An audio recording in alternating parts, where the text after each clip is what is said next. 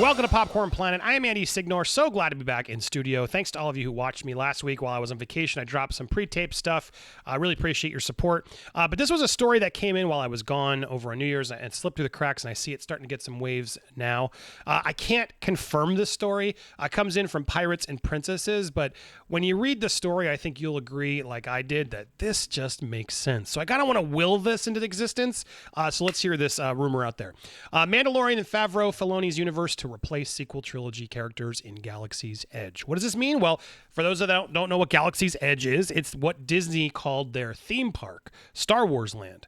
So both Disneyland in California and Disney World in Florida, rather than just making a Star Wars land, which allegedly a lot of people at Disney wanted to do. Apparently, Kathleen Kennedy and others were sort of adamant about, like, well, no, let's create our own little hub, our new little destination outpost that can be mentioned in one of the movies, and that way you can go see a new land that we can sort of own and control and do what we need to do with.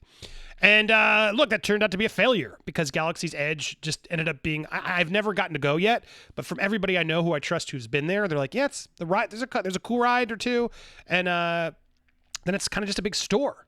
And then what do you do? Okay, you walk through and you go to the next part of the park. It's not like Harry Potter Land. When you go in to see Hogsmeade, or what's the other one? There's two areas. Each park has a different one. But both of those areas, when you walk in, you're just like, wow, I'm in the movie. I'm in the books. And Galaxy's Edge, just you're like, what port is that? I don't know what this is. It looks like some sort of like offshoot part of a park that's like, what? We didn't get the IP, but it's like Universal. When you go to Islands of Adventure and you walk through the God Land, you're just gods or whatever, the Roman gods part, you're just like, okay, this should be a movie of some sort. But anyway, it was very weird. They didn't decide to just sort of do Star Wars Land, have pockets of everything.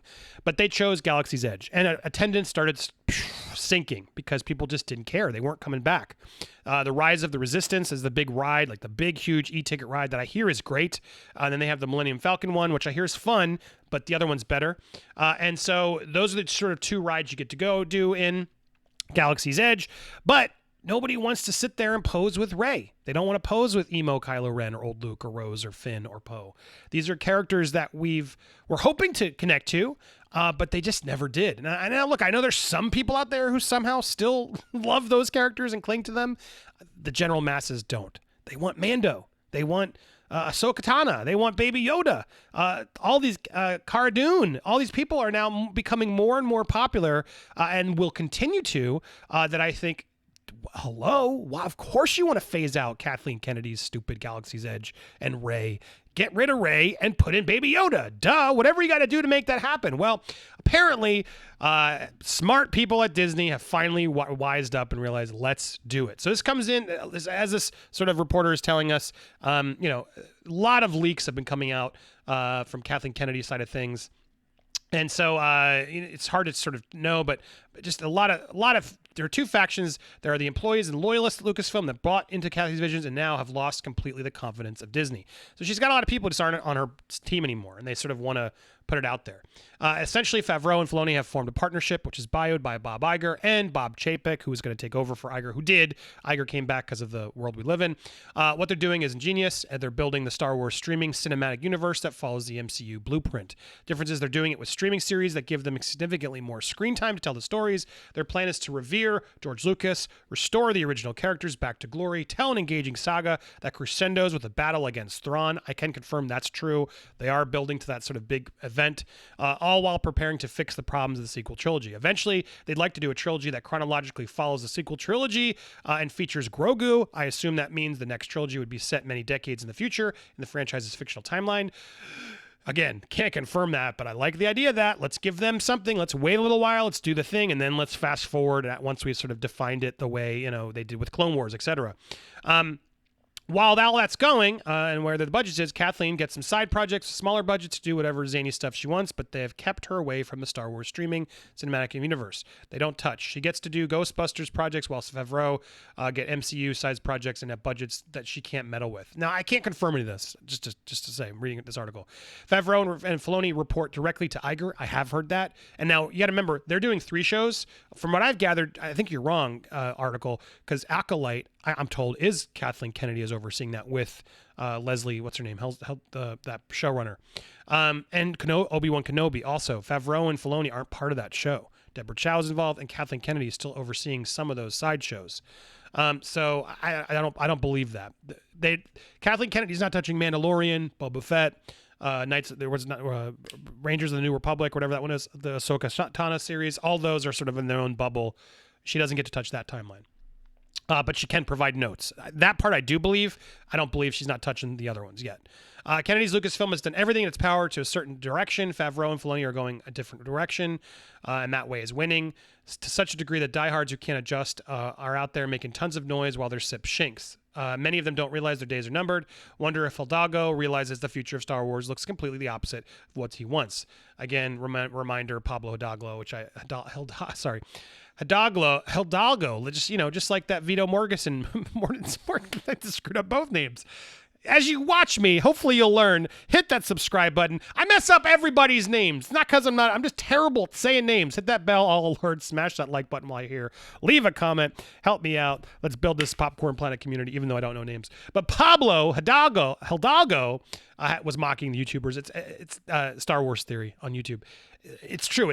This is not new. They've been doing this. They've been sort of making fun of it, thinking that Kathleen Kennedy and the direction they were going was the way they wanted. Now, I do think there were some toxic fans that took it too far, just like every fandom there are. But overall, I think it comes down to story, right? They just weren't good stories. The movies didn't work. You can have your reasons, but ultimately, not enough people like these movies. And the fact that we're laughing at someone being emotionally invested in Mandalorian is ridiculous of Disney and Pablo to be out there doing. Not a good look.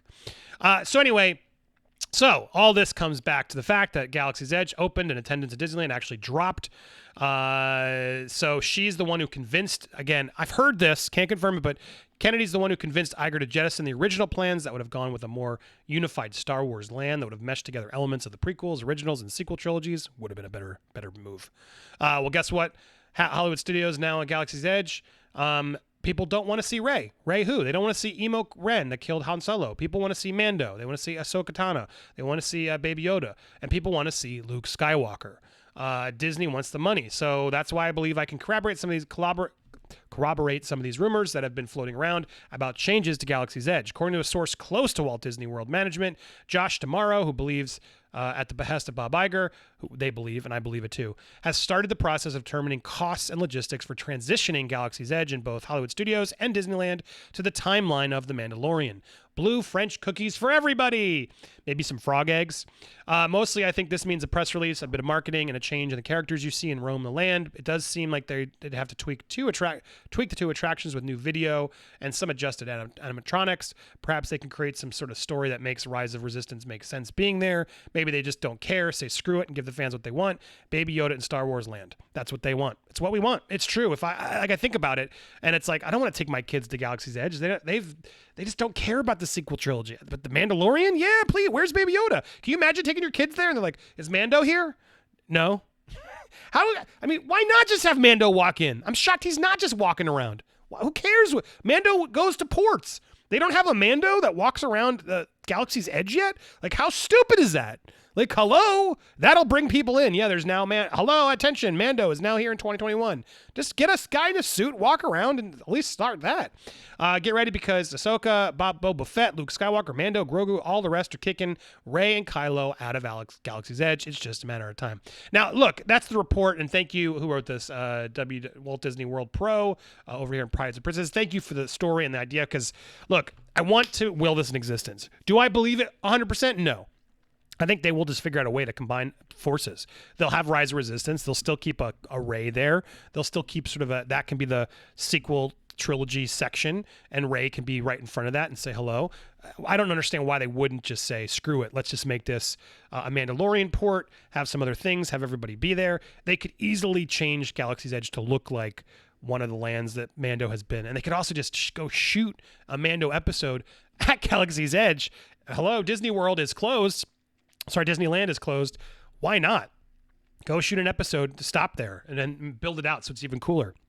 Make it mean something, because the reality is it doesn't mean anything right now. And so you have this wandering bounty hunter, a Mandalorian who is now loved and clearly not leaving anytime soon, still involved in the show. And as season 3 builds up, use this next couple of years to really build out that park and make it something more exciting. If streaming in the world is where we're going and Mandalorian universe is important, yes, outfit this to the Mandalorian world. You can still have a lot of these Star Wars characters we know and love make appearances.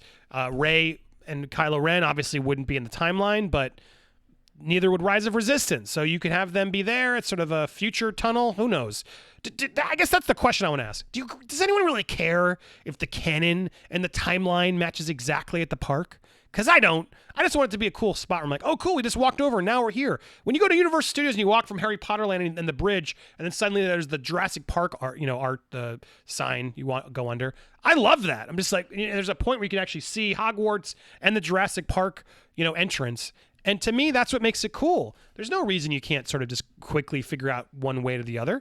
And they should. They absolutely should. They should figure out ways quickly this year while the park's closed especially. So when it reopens, Mandalorian Land is open and ready for business. That'll drive people in like crazy. I want to go back if that's the case. Galaxy's Edge, I've literally put it off. I live in Florida. It's open. I'm like, I don't want to pay for that. I'm not going to pay to go to Hollywood Studios. It's not worth it. To go walk around an expensive store with a bunch of Star Wars stuff I don't want to buy, and then wait 4 hours for 2 rides doesn't actually sound that fun. But if I get to go walk around and get a picture with Mando and Mandalorian characters and Baby Yoda, and they have a cool Baby Yoda in its pod that you get to walk and pose with, yeah, sign me up. I'm suddenly now I'm a little bit more interested. What about you? What do you think? Should Disney do this? Should they reactivate Galaxy's Edge to be in the Mandalorian timeline and kick out Rey and all that crew? What do you think? Do you want them just all there? Is there a way to sort of, who cares what world it is? Just stop being so specific and just make it be Star Wars land? I want to hear your thoughts down below in the comments. You can always hit me up on social media. Thank you guys so much for watching. Stay tuned. More is coming here on Popcorn Planet. You can click on these videos. They'll work even on your phone. Try one. Click it. Push it. Push that square. You're still listening to me. Push it. Please.